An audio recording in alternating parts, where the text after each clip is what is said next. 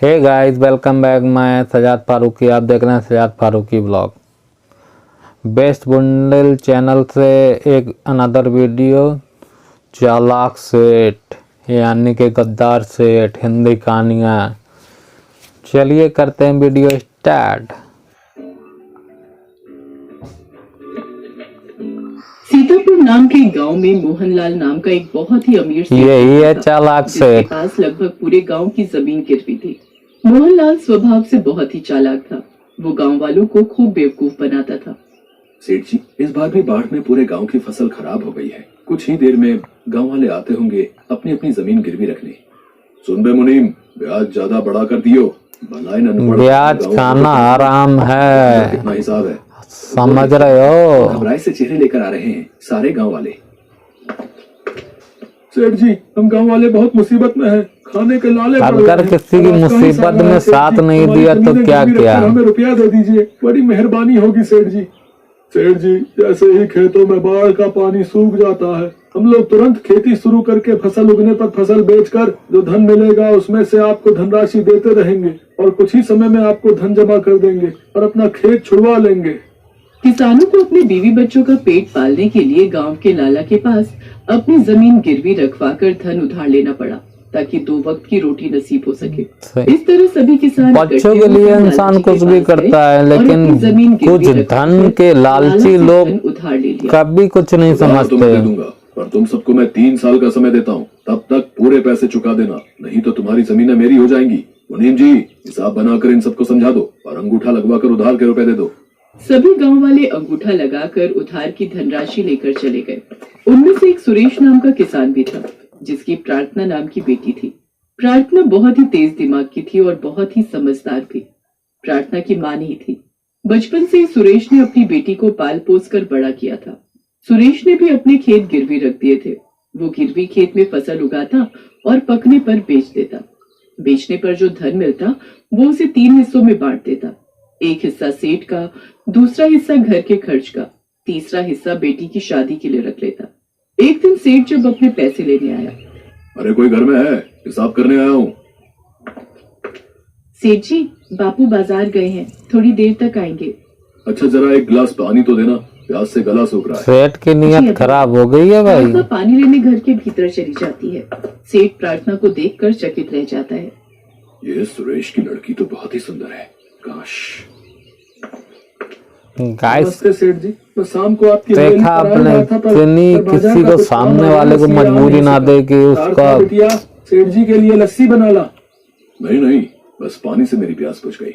ला, तुम मेरे इस महीने के ब्याज के पैसे पकड़ा। वैसे सुरेश, तेरी बिटिया तो सयानी हो गई है, इसकी शादी का कुछ सोचा या नहीं? हाँ मालिक, इसके लिए एक अच्छा लड़का और परिवार खोज रहा हूँ। जैसे ही कोई अपनी बराबरी का रिश्ता मिलेगा, मैं इसके हाथ पीले कर दूंगा। सेठ वहां से चला जाता है। घर पहुंचकर वो सुरेश की बेटी के बारे में सोचने लगता है। उसका सुंदर चेहरा सेठ के दिमाग पर ऐसा बस गया था कि वो उससे अब शादी करके ही रहेगा। भौरा घूमने लगा दिमाग पर। इधर अब खेतों में नई फसल लगाने का समय आया, तब सुरेश ने अपने खेत में फिर से नई फसल की बुआई कर दी। कुछ समय तक तो सब ठीक चल रहा था, फसल भी पकने को थी कि अचानक मौसम में करवट ली और तेज बारिश शुरू हो गई। बारिश इतनी ऊपर वाला भी ऐसे ही मारता है गरीब को। किसान बहुत दुखी थे और मजबूर भी। अब क्या करेंगे? फसल फिर से खराब हो गई। सेठ का ब्याज भरते भरते दुखी आ गए हैं। वो तो अपने पूरे पैसे लेने आएगा, नहीं तो हमें अपना खेत देना पड़ेगा। चिंता मत करो बापू, कोई ना कोई रास्ता निकल आएगा। सेठ से बात करेंगे, वो हमें कुछ दिन की और मोहलत दे देंगे। क्या बात है?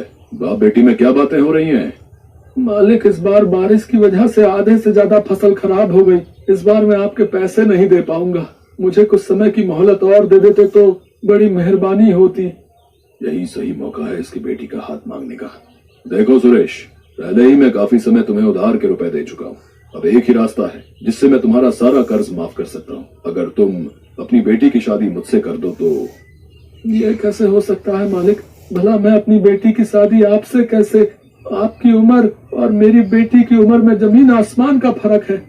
इतना सुनकर सेठ गुस्से में आ जाता है। ला, तू अभी के अभी मेरे पैसे वापस कर। सेठ जी, ये तो ये सरासर पैसे अन्याय का है। रुआब आप है मेरे भाई। बापू के सीधेपन का फायदा उठा रहे हैं। गाइस ऐसा अच्छा, किसी को चलो फिर किसी एक के शर्त साथ करते हैं। करना नहीं चाहिए, लेकिन ये शर्त? पैसे का रुआब। शर्त यह है कि मैं जमीन पर पड़े इन तमाम पत्थरों में से एक काला और एक सफेद पत्थर उस खाली मटके में डालूंगा। फिर तो बिना उस मटके के अंदर देखे उसमें हाथ डालकर कोई एक पत्थर बाहर निकालेगी। यदि पत्थर सफेद हुआ तो सुरेश तुझे अपनी बेटी की शादी मुझसे करवानी होगी और तेरा सारा कर्ज भी माफ। और यदि काला पत्थर निकला तो तेरी बेटी को मुझसे शादी नहीं करनी होगी और तेरा सारा कर्ज भी माफ कर दूंगा। मुझे आपकी शर्त मंजूर है सेठ जी। पर बेटी ये तो प्रार्थना जानती थी सेठ एक मक्कार प्रवृत्ति का इंसान है, कोई न कोई मक्कारी जरूर दिखाएगा। सेठ ने नजरें बचाते हुए काले और सफेद रंग की जगह सफेद रंग के ही 2 पत्थर मटके में डाले। सुरेश की बेटी सेठ की इस हरकत को अच्छे से देख रही थी और उसे पता चल जाता है कि सेठ धोखा दे रहा है।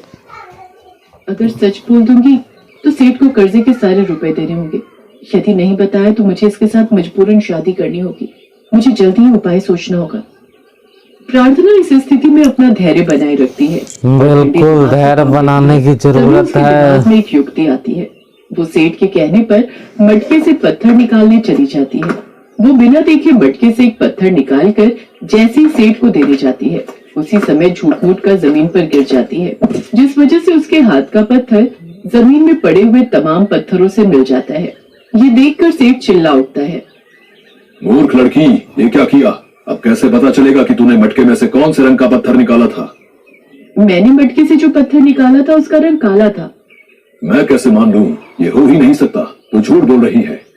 यकीन नहीं होता तो उस मटके में जो पत्थर है उसे निकाल कर देख लो। यदि पत्थर सफेद हुआ तो साबित हो जाएगा कि मैंने काला पत्थर निकाला था।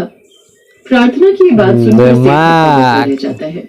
उसके मुख से तो मानो आवाज ही चली जाती है, गला सूख जाता है। उसे पता था कि मटके में तो सफेद ही पत्थर है, काला तो है ही नहीं। वो अपने बिछाए जाल में खुद ही फंस जाता है। प्रार्थना मंद मंद मुस्कुराने लगती है। शर्त के मुताबिक अब सेठ को सुरेश का सारा कर्जा माफ करना पड़ता है। समझेगा, सेठ वहां इस से उधार दिमाग लेकर दिमाग घर लौट हर जाता जगह है। काम करता है, अपनी पैसा बेटी की नहीं। होशियारी पर आज सचमुच सुरेश को अभिमान था।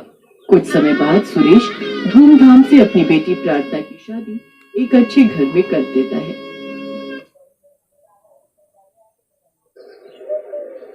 ये कहानी है धीरू की। हर चीज पैसा नहीं होती। मैंने पिछले वीडियो में बोला, दिमाग होना चाहिए। लालच करने वालों की तो कहानी खराब होती है। लालच के लिए खुद गड्ढा खोदो, खुद ही उस गड्ढे में गिरो। लालच करने वालों का वही असर होता है, वही हाल होता है।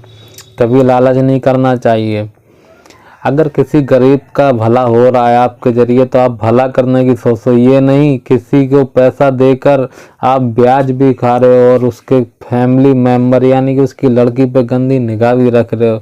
यानी कि आपके मन में ये पैदा हो गया मैं पैसे वाला हूँ, मैं कुछ भी कर सकता हूँ। तो ऐसा कुछ नहीं हो सकता गाइस। पैसे वाला है तो अपने लिए होगा, गरीब है तो अपने लिए। गरीब अपनी इज्जत को मरता है। गाइस आप सबको कहानी अगर अच्छी लगी हो तो वीडियो को लाइक करें, शेयर करें, कमेंट करें और मिलते हैं नेक्स्ट वीडियो में। जब तक के लिए बाय बाय।